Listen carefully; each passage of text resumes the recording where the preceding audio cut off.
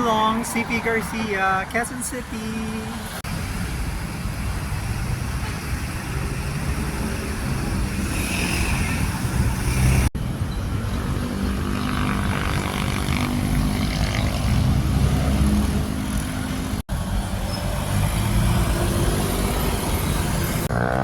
Punta ako UP, ikot lang ako sandali. Kaya ako nandito kasi may ginawa ako dyan sa City Hall. So pag pumupunta ako sa Quezon City Hall, medyo namamasyal na muna ako sa UP Village, Teachers Village area. Tapos depende sa pagkakataon, kung minsan hanggang doon lang ako sa Quezon Circle, doon lang ako muupo or nagla-lunch. Pero this time, ang pinili kong gawin, pumunta dun sa Maginhawa Street. Naglakad ako from City Hall papuntang Maginhawa. At uminom ako ng soft drinks sa Uncle John's. Malapit dito sa CP Garcia. So sabi ko, ituloy ko na kaya sa UP. Total, bibihira naman tayo nagpupunta dito sa UP. Although, kamakailan, nandito kami. Pero gabi yun, kasama ko si TPT. Ano bang ginawa namin nun? May sinilip akong location na project ng Avida dyan sa Katipunan. Tapos nagpunta na rin kami sa UP, yung Ayala Mall dyan sa likod, sa Katipunan. Tapos from there, yung gabi na takip siling, naglakad-lakad kami dyan sa UP Circle. UP Oval. Or ano ba tawag mo dyan? Yung road na umiikot sa Sunken Garden. I think mga alauna na. Check natin. So dito tayo naglalakad-lakad. Ang dulo nito, kung ang nanonood hindi familiar sa UP, yung UP Oblation. Dito banda, merong gully sa gilid. Dati talagang lagusan lang yan ng tubig, baha. Pero ngayon parang nilagyan nila ng malalaking boulders. Ni-landscaping ng UP. Tapos ayan. Ano ba yan? Naliligo lang ba yan sila? Or naglalaba? I don't think this is clean water.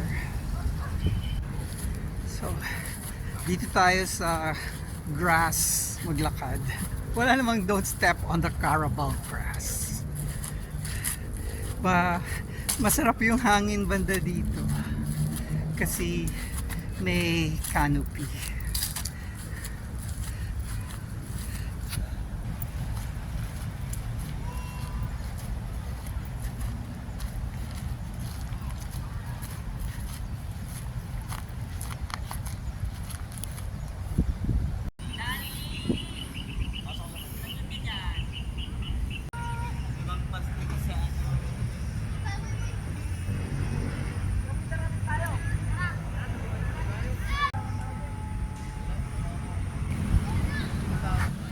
May panungkit sila ng isda. Meron silang fishing rod.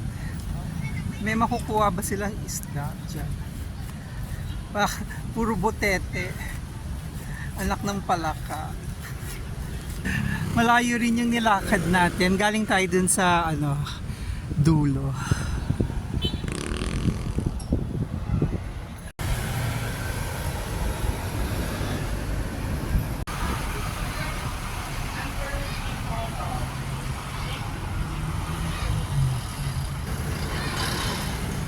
Maganda yung waiting shed nila sa parang pinaka-portal ng UP. Yan, nandyan yung guard. Ano to? Ang malapit dito yung Emilio Jacinto Street. Kung saan ako nagsimula kaninang maglakad, malapit sa Uncle John's, dapat dito ako lulusot sa Emilio Jacinto Street. Pero nagbago isip ko. Sabi ko gusto kong dumaan mula dun sa CP Garcia kasi mas nakasanayan ko yun na doon dumaan pag gusto kong pumunta ng UP. Antay tayo ng turn natin tumawid Lagi ako nasa UP nung kabataan ko up until 7 years ago bago kami lumipat sa Pasay City. Taga Quezon City kasi ako. Kami ni PPP. So, pag namamasyal kami, dito kami, libreng park, lalo na pag Saturday, Sunday. Although hindi ko pa na-try talagang pumunta dito ng maaga, ng weekdays pag araw ng pasukan. Ang lagi kong experience pag pupunta dito yung either sa 6 a.m. or 7 p.m. Kasi doon naglalabasan na yung mga recreational walkers, joggers. Nakiki-recreational walking and jogging din tayo. Oh, meron na ring bridge. Nakakatuwa, iba na ang UP. Dadaan ako dun sa bridge na yun.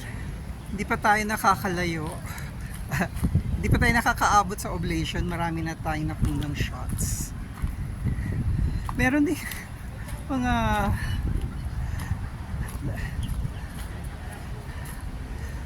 meron na naman mga batang nangingisda dito. Hindi ko matandaan kung if it's the same group of kids. But this one is really a pond. So, baka dito meron silang mahuhuling isda. Naglagay ba ng maliliit na isda ang UP admin dito? Baka may mga tilapia.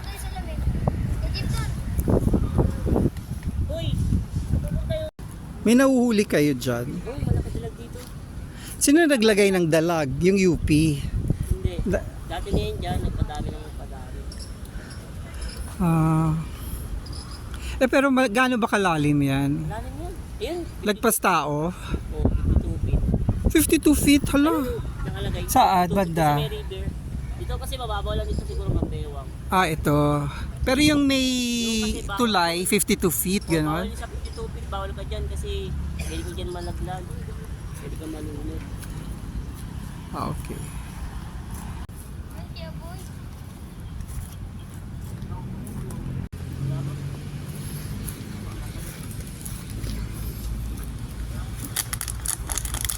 Baka wala na kasi umulan, hindi ba tumagas yung tubig? Yan lang po yan, madami yan. Uy, bulog na naman yung tali.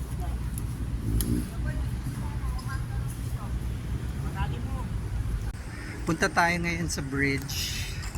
Tignan natin anong meron. Ito kaya yung 52 feet. Malalim-lalim yan ha. May bamboo raft pa oh. O kaya itsura nito. Ako, Diyos ko po. May lusutan dito ng mga bagay. Baka mabitawan natin ang ating cellphone. Delikado kung mahulog. 52 feet.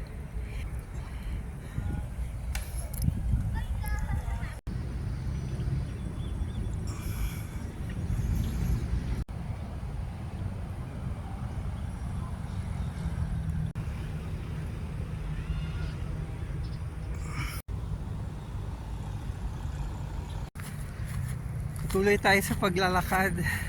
Kita niyo yung egret. Egret. Kakatuwa. Siya lang mag-isa.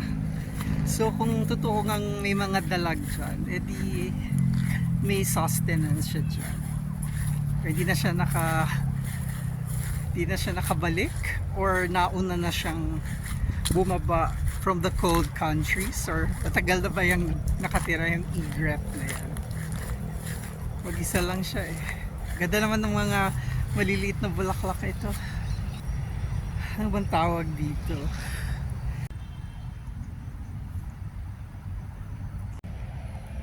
Uy, merong makahiya. Matagal na akong hindi nakakakita ng makahiya. Gawin natin siyang mahiya. Ayan. Sarado na yung mga leaves niya. Ayan. Mamaya, bukas na lang kayo ulit. Ito, meron pa dito. Tignan natin. There. Ito hindi makasarado. Ayan. Ako, saan tayo pupunta? Yung ating pathway babalik doon sa bridge. Ayoko nang bumalik sa bridge. Ito. parang ginawang daanan ng mga tao kasi may puwang sa mga damo. Ayan, pagdaan natin dyan, pabalik na tayo dun sa kali. Ayan, na yan, UP Ablation na yan. Napawisan ako. Mapapa soft drinks na naman tayo dyan.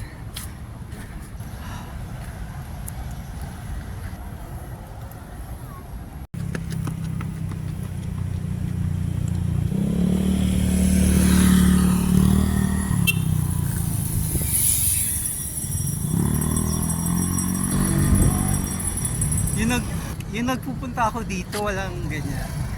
Walang bicycle lane.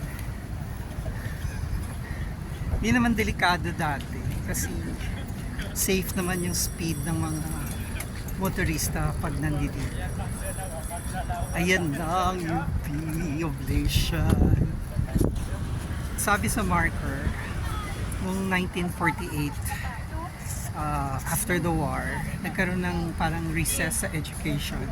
So yung ginawa nilang pagkakataon yun para mag-exodus, ang tawag nila, from UPPGH sa Taft Avenue. Tapos lumipat sila dito sa Diliman Campus. Tapos sabi din sa marker, 1949 January, nung nagsimula ang klase dito sa UP Campus. Hinihingal ako dun sa maigsing distansya na nilapit. Selfie tayo kasama si UP Ablation. Sana kita sana kita siya at ako sa isang frame.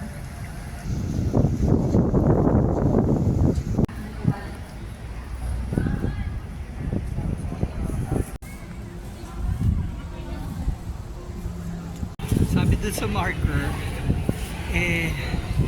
aid ng USA ang pinampatayo ng UP. Hindi ko alam kung 100% pera ng USA. After all, na iba ang ating kapuluhan dahil sa World War II. May malaking parang bangka. Para saan kaya yan? Ano ang kanilang sineselebrate? Is that the Balangay? So dyan sa field na yan, nakakapanood pa ako ng Gary V concert dyan. Coca-Cola yata ang sponsor nun. May nagbigay sa akin ng complimentary tickets, dalawa. Tapos naghanap ako ng makakasama dito.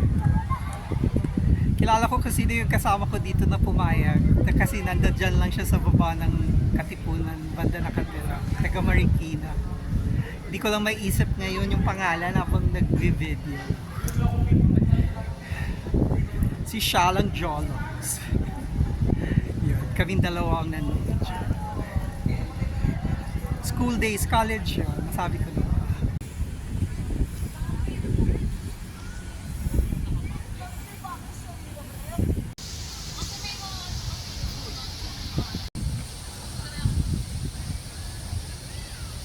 Ang kagandahan, pag nakatira ka within the 3 to 5 kilometer radius ng UP, itong magiging park mo. So yung nakatira ako sa Cubao, jogging na din ako dito. Tapos yung lumipat ako sa Quezon Avenue, syempre mas malapit, diba? O di mas lalong parati ako dito. Tapos si TTT, dito, sa likod lang ng UP nakatira. Doon sa... Hindi ko kabisado kung Teachers Village or UP Village. Hindi ko kasi alam yung demarcation dyan. Kung saan nagtatapos at nagsisimulang UP Ville at saka Teachers Village. So, eto, ano ba to? Chinese jackstone ba to? Pero itong malaking ito, hindi ko alam kung ano yan. Tagal na yan dyan eh. Papa-selfie ako. Pasok tayo sa loob. Alam ko may picture na ako nito sa Facebook.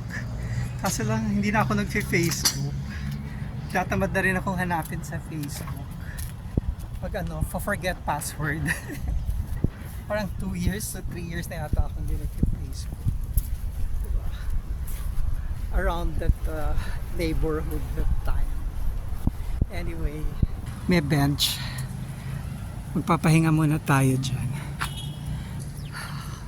Di natin dala yung tripod, so wala tayong long shot ng ating inuupuan para makita niyo kung saan tayo.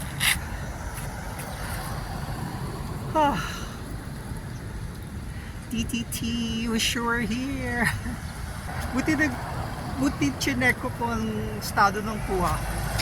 Naharangan ng aking malaking head. Ayan, here we are. Sa tapat lang to ng William Moore Hall, the university theater. Kasama sa UP experience, pag nadalaw kayo or any school, ang i-check out ang kanilang mga bulletin board para makita natin ano pang pinagkakaabalahan nila sa panahong bumibisita tayo. Wala masyadong nakalagay. Sem break ba ngayon? Anong nakalagay dito? Bahaginan at Bayanihan 2024. Tapos na.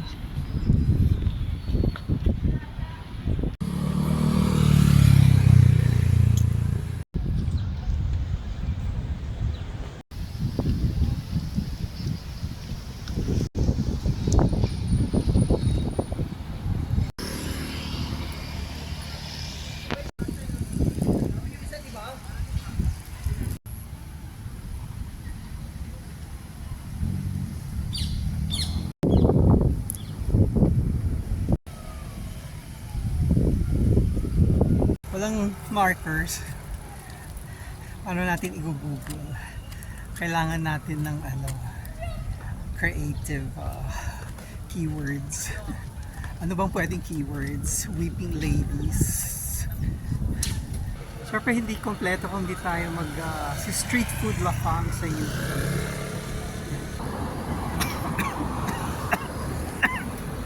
Ba yan? Anyway, si Carioca Lafang. Bakit tayo? Mahaba pa yung lalakarin natin. Pero hindi ko iikutin tong UP ikot. Lalabas ako dun sa dulo. Tapos mag-jeep ako pabalik ng Aurora Boulevard. Para dun ako sakay ng LRT. Pabalik ng Doroteo Jose and Pasay. So, walk tayo galore. Andito tayo sa tapat ng likuran ng hindi ko alam ano ba, ito ba yung likod o harap ng UP Film Center. But anyway, September 28 natin itong nire-record.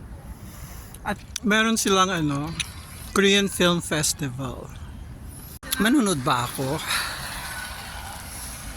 As you can see, naglalakad ako. Napagkayarian namin ang inner self ko na hindi ako manunod.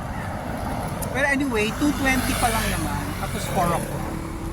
So, pwede pang magbago ang isip. No, I don't think so.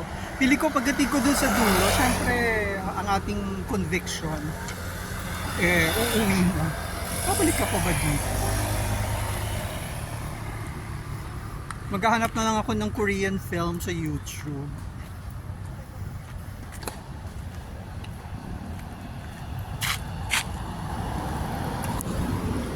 Tumitig ako dun sa mabubot na Sunken Garden kasi a few years ago, siguro mga a decade ako, merong yung bago palang inayos yung Sunken Garden na yan. May nilagay sila dyang sculpture ng babaeng maraming bubay. Tapos naka-attend ako ng talk yan sa Pasay. Tapos nag-artist talk yung artist. So I was hoping na masisilayan ko siya ulit. Pero kulang ako sa willpower na bumaba dun at halughugan ng kagubatan. Dito na tayo. Isang pasadahan. I'm sure it's somewhere there.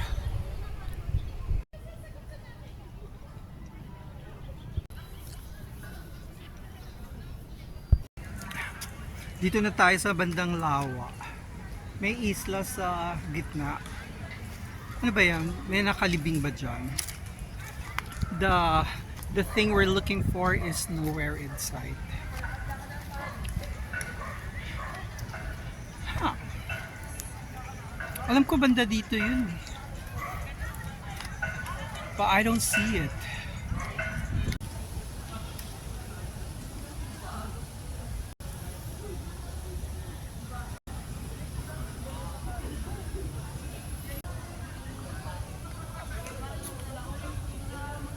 So naikot natin yung lugar. Wala yung babaeng maraming bobay. Tapos tinanong natin si Mr. Guard. May mga nagtatanong din daw sa kanya kasi hinahanap yun. Tapos pinapakita yung picture. Pero wala, hindi niya naabutan. So kaya yun napunta, baka nilipat sa mga building sa loob. Or baka nasira ng weather over the years. Sayang. So, lapit tayo sa Lawa from the other side. Kanina doon tayo sa kabila. Dito ko yata nakita yun. Mukha bang to? Tinutuntungan ng sculpture. Parang ayun do. Parang may nakatayo dyan dati. Pero wala. Baka natumba, isa sa malalaking bagyong dumalaw sa Pilipinas. Alam naman yung mga bagyo, ultimong kotse na napapalipad. Ang nakakatuwa sa UP, kahit na hindi ka taga UP, pwede kang pumunta dito. Pwede mo ma-enjoy yung amenities nila, at least the park. So, punta ka lang dito. No way, forever na ganyan, open to the public. Hindi nila isara. O parang may gumagawa na naman sila ng panibagong park. Naku, Diyos ko, kailangan talaga build. Baka dadating ang araw maging katulad ng ibang park na napuno na ng semento. Dapat ganyan lang. Puro greeneries lang. Huwag manggigil sa grass at sa mga puno. I'm sure this is being built with good intentions. But really, do we need this? Yan akin lang naman. Defensive. It's my vlog. My opinion. My thoughts. So, baka may nag-donate ng pondo para ipangpatayo. Pero ayaw nyo ba ng masukal? Very nature lang talaga. Yung ganyan lang ang vibe. Diba?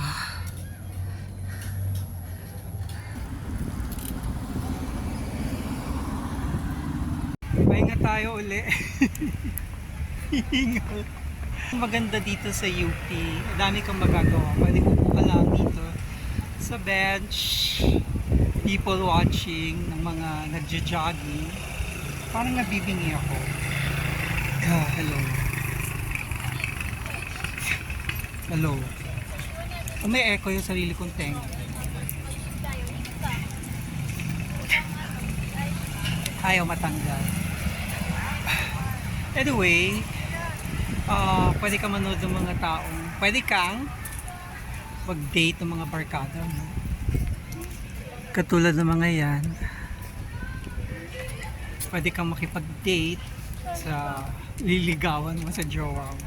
Pwede kayong mag-picnic. Pwede ka rin mag-biking. Kanina may mga batang nagsa-scooter. Yun na lang. Scooter na pang bata. Hindi yung motor scooter. Ano ba nakita ko? Pa-practice ng sayaw, ng production number. Tapos may mga nakakalat ng mga arts, installation arts. Pero kailangan handa kang umikot. Tapos, ano pa ba? Kain ka ng karyoka. Tapos may area dyan, malapit sa UP Law. Paghapon, may Ewan ko kung nandyan pa. Merong barbecue. Ayaw talaga maalis.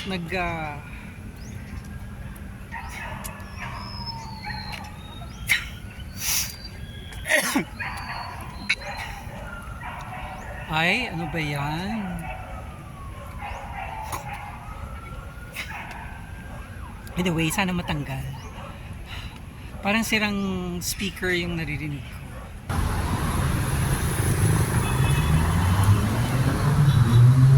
Yes, nasa Katipunan na tayo.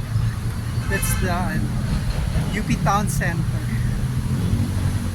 So, lalakad ako papuntang Berkeley.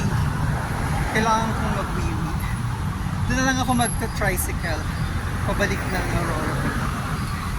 Thank you for joining me this afternoon.